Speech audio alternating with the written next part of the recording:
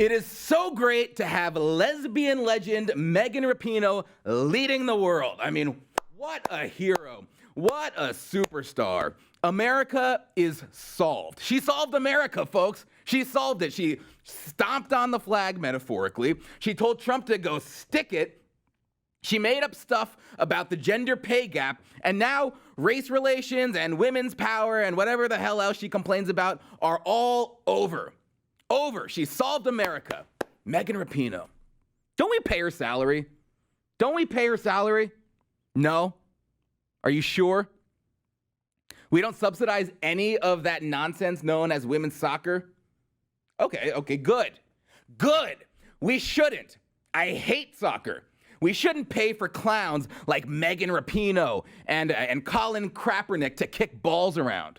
They shouldn't be allowed to disrespect the country if we're paying for them. They should be broke and starving.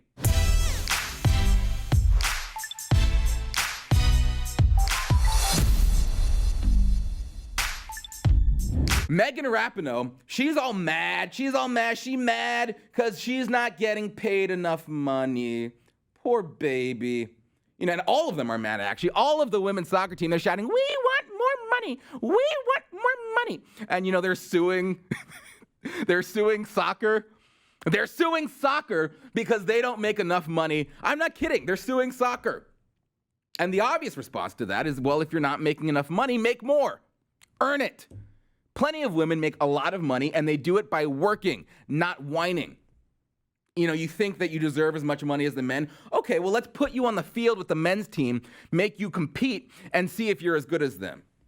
You know, if you win, maybe you can negotiate more money. That's how it works here in America.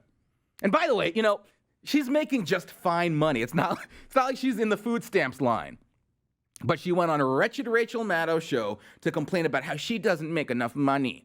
I think everyone realizes now it's like, okay, it's time for the next step. It's time to work together to get this to a better place, be collaborative.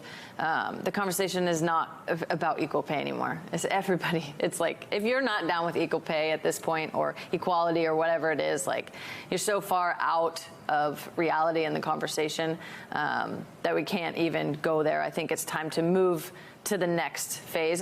You know, it made no sense, but nonetheless, Maddow sitting there, you can't see her, but she was sitting there like enamored. Rachel, I mean, you're a smart woman. I disagree with you, but you're smart enough. Don't act like that was comprehensible. You know, she's saying the conversation is not about equal pay anymore. Okay, so you don't want equal pay? You're not down with equal pay? Like, what is she talking about? She's not down with equal pay at this point. Who isn't about equal pay? She wants to move to the next phase. Like, none of that answer made sense. What phase? What phase are you talking about? I didn't realize we were doing phases. You know, are we in the first phase? Are we in the second phase right now? Maybe she can give us a manifesto. No, none of that made any sense. It's why you don't have athletes on shows to give opinions on important issues. You know, Megan, if you want higher pay, I don't know, maybe start by not pissing off so many Americans with your kneeling shenanigans. You know, here she is, she kneeled in 2016, did it multiple times. You know, you want to know how to get Americans not on your side? Do that. That's how you get Americans not on your side. And when you do, that pisses off a lot of people. So sure, lots of people have been watching. You know, they have the numbers. A lot of people have been watching. But you've got to worry about much more than that. You've got to worry about how much revenue you can generate with sponsorships and branding and all of that. You know, and no one wants, at the end of the day, an un-American hobbit. You know, she's getting in fights with the president on Twitter. That's not going to help your strategy. You know, well, if LeBron can do it, if LeBron can criticize Trump, why can't she? She's not LeBron. Megan Rapinoe is not LeBron. Megan Rapinoe is not a household name. I mean, if she is now, it's certainly not for being a great player. It's for being an un-American stinker. You know, women's soccer, it's not a sport that a ton of people watch, you know, when you compare it to the NFL or the NBA or even men's soccer. You know, they're saying more people in America watch the Women's World Cup than the Men's World Cup. Okay, but like I said, it's about more than views. It's about the fan base. It's about the ticket sales. It's about the brand. I mean, does anyone think that Megan Rapinoe is as much as a big shot as Cristiano Ronaldo? I mean, you think, Megan, you deserve to be paid as much as Cristiano Ronaldo? You're not Ronaldo. You're a women's soccer player. You know, people say people watched the World Cup. I don't know anybody. Actually, my producer is the only person I know who was actually interested in what was happening on that field. I don't know people who watch women's soccer. A lot of people don't like soccer in general, so women's soccer has almost zero appeal to a lot of people. I mean, women's sports in general, I tend to find, hilarious, to be frank. Not as exciting to watch. So they've got a lot of work to do if they want to change that. Scott Schroeder at The Federalist, I think, makes a good point.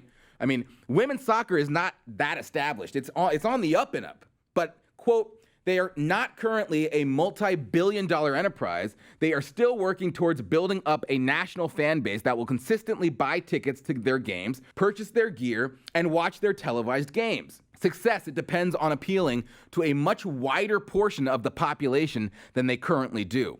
Their strategy to accomplish this? Galvanize a small portion of America who believes protesting the anthem is patriotic, and they repel half the country. Genius. They're not as bad, women's soccer isn't as the WNBA in that glory, but their fan base is not like they're glued to their TVs for the entire season, like sports fans are with other franchises. The World Cup, Women's World Cup might have been a bigger deal, but until the World Cup happened, I mean, these were not games that people were talking about at the bar. You've got to earn that cred. You've got to earn those fans. You've got to earn it, lady. You cannot alienate them. Of course, Elizabeth Warren, she very much disagrees with me, shockingly. She thinks even if Rapinoe was a sucker on the field, she deserves to be paid the same. That's not how America works. And nonetheless, she says, quote, they bring home the ratings, they bring home the revenue, and the wins. But even if they didn't, the players of the USWNT deserve equal pay. Really? Really? So even if they're not as good, even if they're not as qualified, even if they're not up for the task, they deserve equal pay? So if we go down this equal pay road, right, it's a very dangerous path. You apply it to the workplace. Now, how does that work? No, you should get paid as much as your boss thinks you're worth. And if you don't like that, you can get another job or start your own business. That is the free market. We make fun of the free market a lot here just because it's fun and it pisses people off. And, there's a lot of people out there. There's a lot of people out there who are slaves to it. And, they'd rather watch the country burn before their very eyes before they give up my free trade. And, they're as unpatriotic as liberals. So it's fun to troll them. But at the end of the day, the free market is still the best system out there. And the reason it works is because individuals determine the value of others' work, not the government. And everyone has the freedom, if they don't like what they're being paid, to go elsewhere. Especially in this Trump economy, right? Especially in this economy, these people, they want to get the government involved to ensure they get paid the same. Where does that end up? Where does that lead? You've got Sally. Sally's in the office sobbing. Why does Tim get paid more than me? Because Tim is better at his job. Sally sucks at her job. Who wants to be the one to tell Sally she sucks? No one wants to tell Sally she's awful at her job, so she just assumes it's because she's a woman that she's not getting paid as much. On paper, she has a resume. She's taking the time to make a resume. On paper, sure, you're exactly the same as Tim. You might have all the same managerial experience, check all the boxes, write all the right words, but at the end of the day, Tim is just better. Tim might have that extra je ne sais quoi that you can't quantify. Tim might be better with clients, but his resume is not going to say, oh, Tim is much better at interfacing with clients than Sally. So Sally thinks she's equal. She's not. If she was, she'd be paid more.